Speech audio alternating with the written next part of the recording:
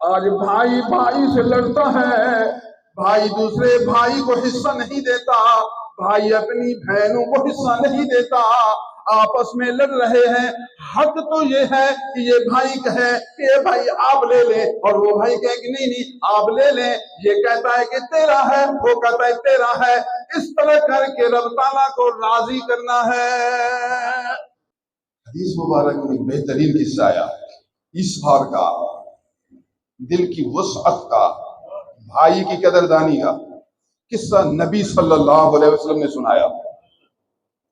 فرمایا ایک آدمی نے زمین بیچی، گھر بیچا، دوسرے آدمی نے لے لیا۔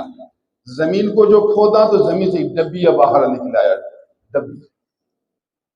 ڈبیا کو جو کھولا تو سبحان اللہ اندر سونا ہے۔ سوچنے لگا میں نے زمین خریدی، ڈبی نہیں خریدی۔ آیا گھر میں، ڈبی کو اٹھایا، جس سے زمین لی اس کے گھر پہنچ گیا۔ السلام علیکم۔ وعلیکم السلام، جی خیر ہے؟ کہا کہ یہ آپ کے گھر میں ڈبی نظر آئی ہے، یہ اپنی ڈبی لے لو۔ کہا اللہ کا بندہ یہ کیسے؟ میں نے زمین آپ کو دی، زمین کے اندر جو چیزیں وہ آپ کی ہیں، میری تو نہیں ہے۔ اس نے کہا بھائی میں نے تو زمین لی آپ سے، زمین کے اندر والی ڈبی تو آپ سے نہیں لی ہے، یہ ڈبی آپ کی ہے، لے لو۔ وہ کہتا ہے نہیں نہیں میں نے زمین بیچی تو زمین کے اندر جو چیز وہ بھی آپ کی، ڈبی آپ کی ہے۔ وہ کہتا ہے ڈبی آپ کی، وہ کہتا ہے ڈبی آپ کی۔ سمجھ تو ایسے لوگ ہیں دنیا میں۔ ان میں اختلاف ہوا، یوں کہیں جھگڑا ہوا اس بات میں۔ وہ کہتا ہے کہ سونا آپ لے لیں، وہ کہتا کہ میں نہیں لوں گا آپ لیں۔ نبی کریم رؤوف الرحیم حبیب رب حکیم صلی اللہ علیہ وسلم نے ارشاد فرمایا، انہوں نے کہا کہ اب فیصلہ کرنا ہے، قاضی صاحب کے پاس جانا ہے، قاضی صاحب جو فیصلہ کرے قبول کرنا ہے، بس جو شرعی فیصلہ ہوگا وہی سر تسلیم ہوگا۔ الحمدللہ بالکل صحیح ہے، جو قاضی فیصلہ کرے۔ جب اختلاف ہو تو فیصلہ قاضی کے پاس، جو قاضی فیصلہ کرے آنکھوں پر۔ دونوں قاضی صاحب کے پاس پہنچ گئے، قاضی صاحب نے دونوں کا بیان سنا۔ قاضی صاحب حیران ہوئے، کمال ہے یار، ایسے لوگ بھی ہیں۔ لوگ تو کہتے ہیں یہ میرا، وہ کہتا ہے میرا، جھگڑا تو ایسے ہوتا ہے، اور یہ کہتا ہے تیرا، وہ کہتا ہے تیرا۔ یہ فرشتے ہیں یا انسان ہے؟ یہ کیا ہیں؟ ایسے لوگ بھی ہیں دنیا میں، ایسے لوگ گزرے ہیں، اور ایسے لوگوں کا قصہ ہمارے محبوب نے ہمیں سنایا ہے۔ قاضی صاحب نے سر نیچے جھکایا، اللہ کی دربار میں التجا پیش کیا، ربا عجیب آدمی آئے ہیں، تیرے خاص بندے آئے ہیں، اب فیصلہ سمجھانے والا تو ہے، فیصلہ کرنے والا تیرا بندہ ہے۔ بس اللہ کی طرف متوجہ ہوا، اللہ نے دل میں ڈال دیا فیصلہ۔ بھائی بتا آپ کے گھر میں کوئی بیٹا بیٹی ہے؟ جی جی میرے گھر بیٹا ہے اور اس کی عمر 20 سال ہے۔ ماشاءاللہ۔ جی آپ بتائیں آپ کے گھر کوئی بیٹا یا بیٹی؟ اس نے کہا جی میرے گھر بیٹی ہے، بیٹی۔ جی عمر کہتا ہے عمر 18 سال۔ ماشاءاللہ ماشاءاللہ۔ اب میں فیصلہ کروں پھر قبول آئے تو اس لیے آپ قاضی جو فیصلہ کرو ہمارے آنکھوں پر، بال کی چوٹی برابر بھی ہم ادھر ادھر نہیں کریں گے، جو حکم ہوگا حاضر، لبیک، آمین، قبول۔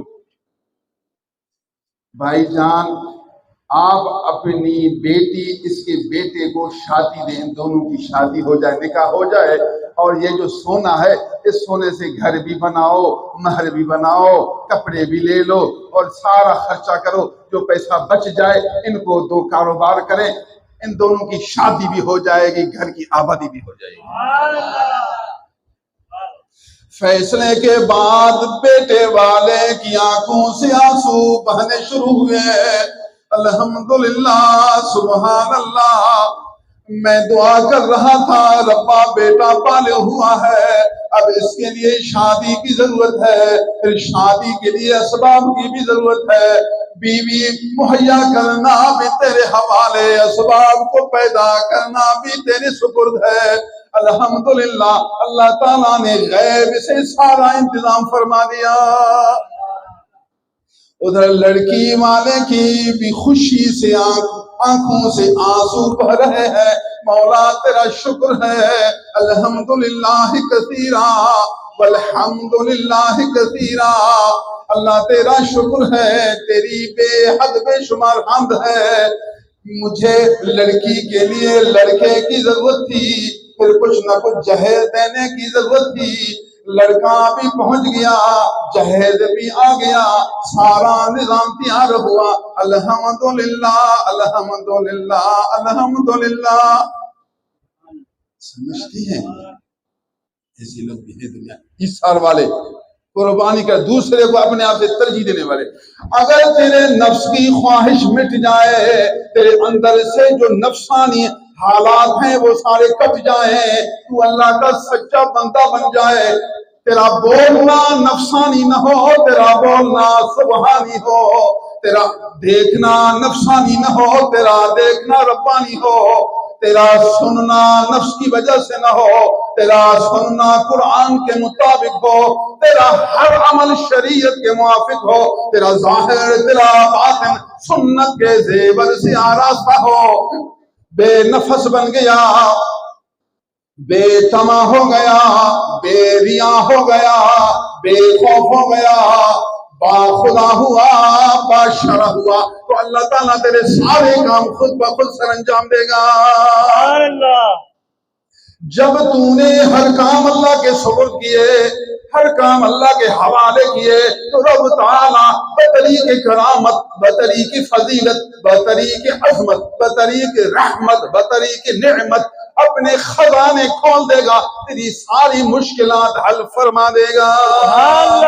عرض کروں، آپ اپنے نفس کی خواہشات کو مٹائیں، آپ کا ہر عمل مالک کی رضا کے موافق ہو، آپ کا ہر عمل مدینے والے کی سنت ہو، شریعت کے موافق ہو.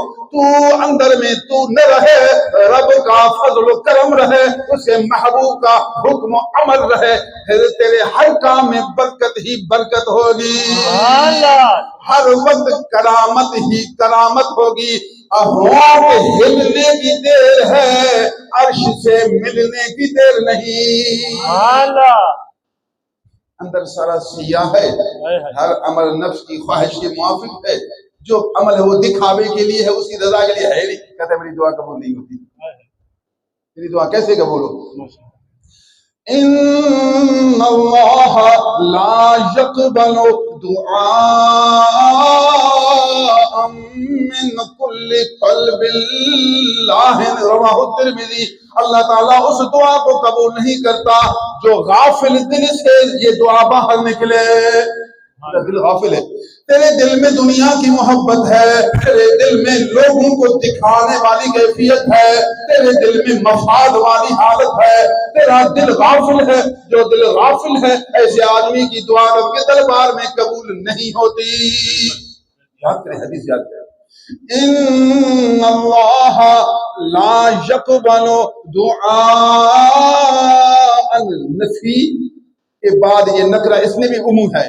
من کل قلب لاہن، لاہن ہونا غافل، دل غافل، دل غافل ہے. غافل مانا اللہ کی یاد سے خالی ہے، خلوص اس میں نہیں ہے، سچائی اس میں نہیں ہے، مفاد ہے، غیر کی محبت ہے، غیر کی طلب ہے، قلب لاہی ہے، قلب لاہی ہے. تو پھر ایسے آدمی کی دعا رب تعالیٰ قبول نہیں کرتا. ہمارے نبی نے ہمیں یہ سمجھا، وہ اشکال کرتا ہے میری دعا قبول نہیں ہوتی، مجھے تو کرامت نہیں ملتی. پھر کہتا ہے نہ قرآن نہ حدیث نہ اللہ نہ رسول. نعوذ باللہ تعالیٰ من. تو بندہ بن جا، پھر اس کی رحمت دیکھنے والا ہو جا. دیکھو انہوں نے اپنے نفس کو چھوڑا، نفس کو چھوڑا، اللہ تعالیٰ نے ان دونوں کی شادی کا انتظام کیسے فرمایا. اللہ والوں کی کرامت حق ہے. یہ حدیث مبارک اس کرامت کی ایک صورت ہے، ایک صورت ہے.